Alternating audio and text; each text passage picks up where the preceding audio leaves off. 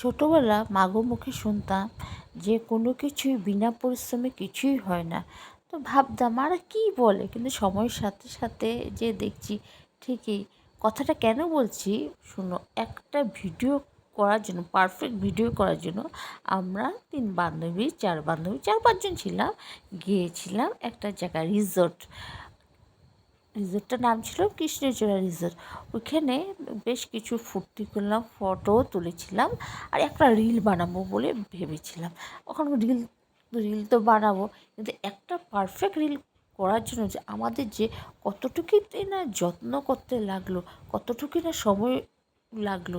সত্যি যে একটা রিল বানাতেও যে আমাদের কত পরিশ্রম লাগে ভাবাই যায় না। একটা পারফেক্ট রিল অনেকবার চেষ্টা করার পরে একটা হয়েছে।